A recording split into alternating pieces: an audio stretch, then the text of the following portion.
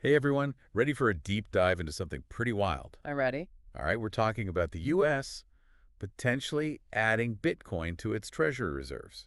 That's interesting. Yeah, and we've got some fresh articles from Cointelegraph to guide us, one from December 9th and another just out on December 15th, 2024.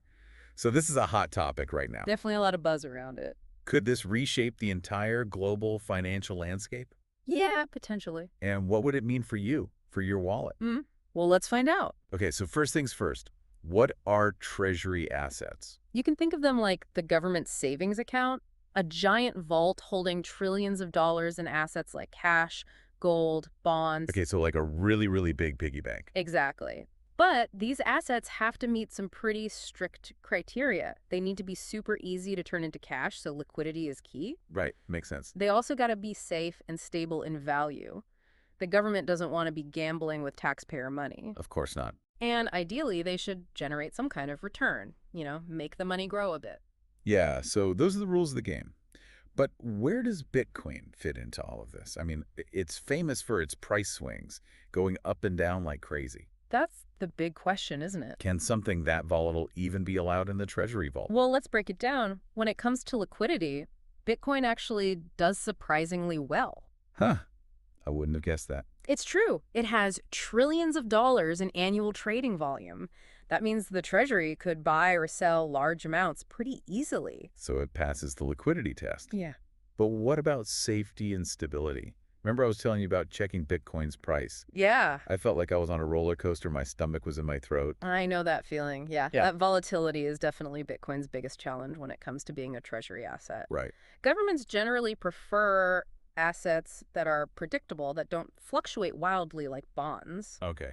But some people see that volatility as a plus, you Right. know? They view Bitcoin as a hedge against instability, like a digital version of gold. So it's kind of a double-edged sword. It's risky, but it could also offer some protection in uncertain times, Exactly. That's why we're seeing more and more companies adding it to their balance sheets. like Tesla and MicroStrategy. Right. They see Bitcoin as a way to diversify their holdings and potentially benefit from its growth in the long term. And this idea of Bitcoin as a national reserve asset isn't exactly new. I guess you're right. Didn't El Salvador make it legal tender a while back? Yeah, back in 2021, they were the pioneers. But the US seems to be taking a more cautious approach. Yeah, we're not all paying taxes in Bitcoin just yet. Not yet. But remember that Nashville announcement from the Trump administration earlier this year? Yeah, where they proposed to put 2% of Treasury reserves into Bitcoin. That definitely sent a signal that the government is seriously considering this. For sure. And then we have Senator Lummis's Bitcoin Act of 2024. Right, I've heard about that. This bill outlines a plan to gradually acquire 1 million Bitcoin over 5 years and then hold it for at least 20 years. Wow, that's a huge commitment. We're talking about, what, something like $76 billion at today's prices? Yeah, it's a massive amount of money. So what does it all mean? It really highlights the big question here. Can the U.S. government, with its traditionally cautious approach to finance, actually handle the risks that come with holding such a volatile asset? That's the big question mark. And that's what we're going to unpack. Sounds like a plan. So let's dive into those risks. All right, let's do it. The first thing that pops into my mind is Bitcoin's volatility, its wild price swings. How would the Treasury even handle that? Wouldn't every dip and spike affect the government's financial stability? That's a great question, and we'll dig into those risks right after this. Okay, so before we were just talking about Bitcoin's volatility and how the Treasury would handle that. Right, it's a major concern. So how would they actually manage that risk? Well, they'd need some pretty sophisticated risk management strategies. I imagine so. Think hedging, diversification, maybe even some fancy algorithms to predict market movements. Oh, yeah. But even with all that, there are no guarantees, right? It's still a volatile asset. True. And there's also the issue of liquidity on a large scale, Yeah. right? Like we talked about how Bitcoin is pretty liquid, but what if the government comes in and wants to buy or sell billions of dollars worth? Wouldn't that just throw everything off balance? It definitely could. A massive purchase by the US Treasury could really disrupt the market. Yeah, I mean, imagine the headlines. Government buys Bitcoin, market goes haywire. It would be a big deal, for sure. This all makes me wonder, Yeah. how comfortable would you be as a taxpayer knowing the government is holding an asset that's known for these dramatic ups and downs? That's a good question. I'm not sure I'd love the idea of my tax dollars being on a roller coaster ride like that. Yeah, it's a legitimate concern. And there's another big worry, too. What's... The potential impact on U.S. government debt. Oh, right. We're talking about credit rating agencies, the ones who assess how creditworthy borrowers are. Yeah, yeah. Well, they also rate countries, and the U.S. currently has a top-tier credit rating. Which is a good thing, right? Absolutely. It means the U.S. can borrow money at lower interest rates. Makes sense. But if the U.S. starts holding Bitcoin, which is seen as risky, it could make those credit rating agencies nervous. So are you saying the U.S. could lose its top credit rating because of Bitcoin? It's a possibility. And a downgrade would likely mean higher interest rates on U.S. debt. Which would make it more expensive for the government to borrow money. Exactly. It's a domino effect that could have significant consequences for the entire economy. Wow, so it's not just about the price of Bitcoin itself. It's about the bigger picture, the overall financial stability of the U.S. Okay, yeah. But there's also a potential upside to all this. What's that? What if Bitcoin's value really does explode? Like goes to the moon. Exactly. If that happens, the Treasury's holdings could be worth a fortune. And wouldn't that strengthen their financial position? Maybe even help pay down some of that massive national debt. It's possible. That's the what-if scenario that makes this whole thing so intriguing. Yeah, it's like a high-stakes gamble. It is. High risk, high reward. So on the one hand, you have the potential for big losses. Right. But on the other hand, you have the potential to wipe out a chunk of the national debt. You got it. It's a tough call. Speaking of Bitcoin's price, let's talk about how the U.S. acquiring Bitcoin would affect the market. Yeah, wouldn't it just send shockwaves through the whole crypto world? Absolutely. I mean, even the mere suggestion that the U.S. might buy Bitcoin could create what's called a supply shock. Supply shock, what's that? It basically means suddenly there's less Bitcoin available to buy because the U.S. government is scooping it up. Oh, I see. So basic supply and demand, that would push the price up. Exactly. And we've seen this happen before. Remember when Bitcoin ETFs were approved? Yeah, those exchange-traded funds. Right. They made it easier for institutional investors to get into Bitcoin. And the price went up. Exactly. So if the U.S. starts buying Bitcoin, it could have a similar effect, boosting its price even further. Interesting. So this move wouldn't just affect the U.S., it could impact the entire crypto market. Absolutely. It could really accelerate institutional adoption globally, make Bitcoin more legitimate in the eyes of traditional finance. Wow, the potential ripple effects are huge. They are, but it's important to remember the market is complex, unpredictable. Right, no crystal ball here. Exactly. Trying to predict price movements with any certainty is impossible. Okay, so we got to take all these predictions with a grain of salt. But one of the most intriguing aspects of this whole discussion is the idea of using Bitcoin reserves to tackle the U.S. national debt. Yeah, that $33 trillion figure is a real monster. Can Bitcoin really make a dent in that? Well, it's unlikely to be a magic bullet, but it could be part of the solution. If Bitcoin really takes off and appreciates significantly, the Treasury could sell some of its holdings and use the profits to reduce debt. Like in that hypothetical scenario from one of the Cointelegraph articles. If the U.S. invests $50 billion at $30,000 per coin, and the price jumps to $150,000. That's a $200 billion profit. Exactly. Couldn't they use that money to pay down debt? Theoretically, yes, but it's a big if. Right. Relying solely on Bitcoin's price going up is inherently risky. Because what if it goes down? Exactly. Bitcoin is still a young asset, volatile and unpredictable. So it's not a guaranteed solution for the national debt. It's not. But even if it doesn't single-handedly solve the debt problem, it could still offer some benefits. Like what? Diversification, for one. Oh, no. Right now, the Treasury's portfolio is heavily weighted towards traditional assets like bonds.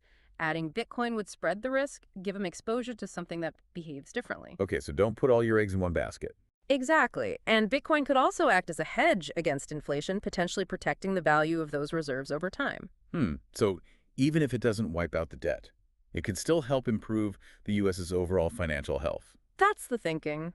But we've talked a lot about the potential upsides, let's be fair, and address the concerns, the arguments against adding Bitcoin to the reserves. Okay, yeah, what are the main points that the critics bring up? Well, their biggest concern is, no surprise here, the volatility. The roller coaster. Exactly. They argue that exposing taxpayer money to such a volatile asset is just too risky. It's irresponsible. They say it could lead to huge losses. So it's the too risky, too volatile argument. But isn't there always some level of risk with any investment? Absolutely. There's no such thing as a risk-free investment. But the question is, are the potential rewards worth the risks? And the critics argue that in this case, they're not. So they're saying the potential downsides outweigh the potential upsides. That's their position.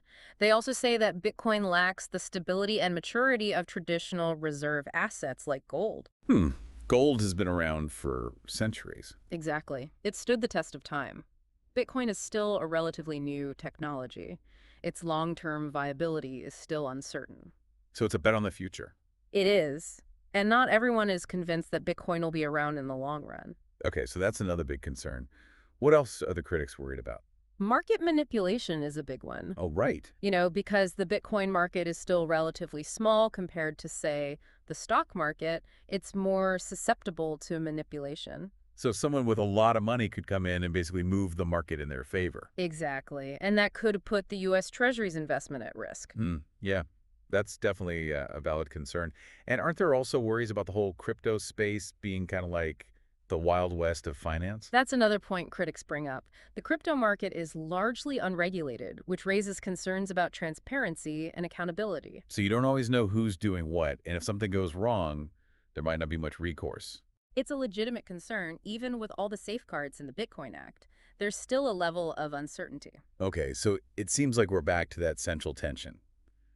Potential rewards versus potential risks. Exactly. And it's not a simple equation that's not black and white. There are strong arguments on both sides. Yeah, it's a really complex issue. And that's why it's so important to have this debate. We need to carefully consider all the angles before making such a monumental decision. I agree. It sounds like the U.S. government is at least having the right conversations, thinking about the implications. They are, and it's crucial that this happens in the open with full transparency. Yeah, keeping the public informed is key. Exactly. That's what we're trying to do here today, give you the information you need to form your own opinion on this complex issue. So we've explored the potential benefits, the risks, the arguments for and against.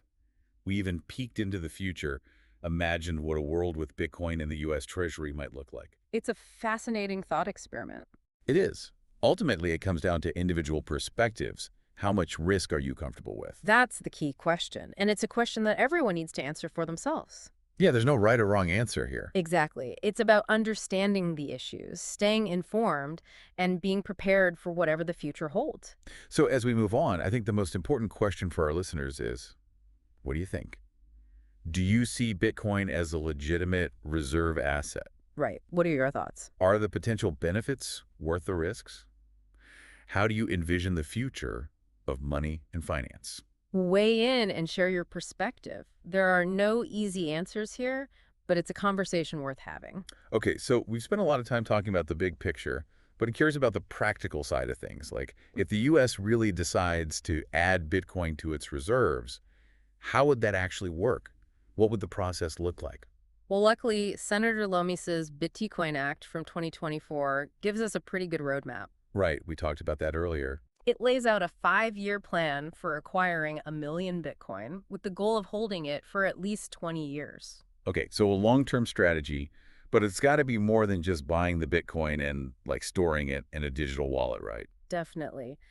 The bill gets into the nitty-gritty of security and transparency. It calls for setting up these super secure digital vaults managed by the Treasury Department. Like Fort Knox, but for Bitcoin. Exactly, with all the latest and greatest physical and digital security measures to keep those Bitcoins safe.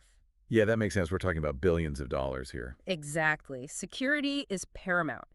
And to make sure everything is on the up and up, the bill also mandates regular reporting and independent audits. Okay, so transparency is key.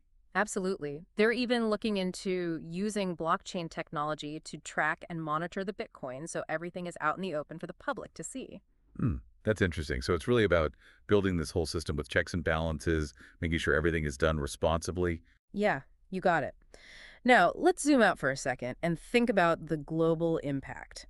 If the US, the world's biggest economy, jumps into Bitcoin like this, what kind of message does that send to other countries? Right, it's not just about the U.S., the whole world is watching. It could be a real game changer.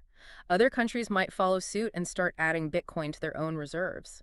Imagine a world where Bitcoin or even other cryptocurrencies become a major part of international trade and finance.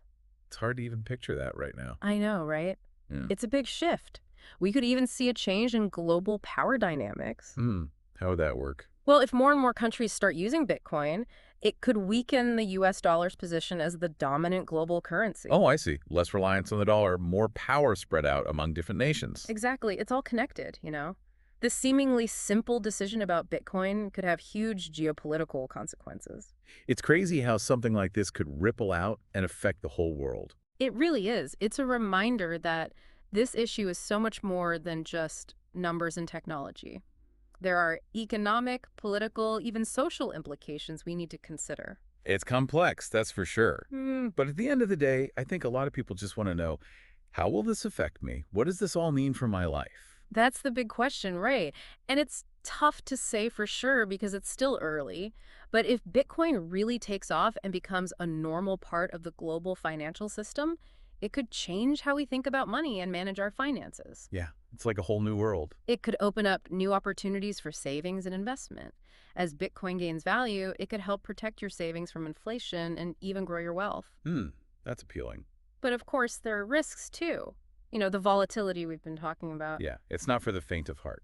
But the main point is we all need to be aware of what's happening, stay informed, and educate ourselves about these changes in the financial landscape. Knowledge is power. So wrapping up this deep dive, I think the biggest takeaway for our listeners is to stay curious, stay informed, and be ready for whatever the future of finance throws at us. I couldn't agree more. It's an exciting time to be alive with so much change and innovation happening. Who knows what the future holds? It's a wild ride, and we're all in it together. Thanks for joining us as we explored this whole fascinating world of Bitcoin and the US Treasury. We hope you learned a lot, and most importantly, we hope it got you thinking. Until next time, keep exploring, keep diving deep, and most of all, stay curious.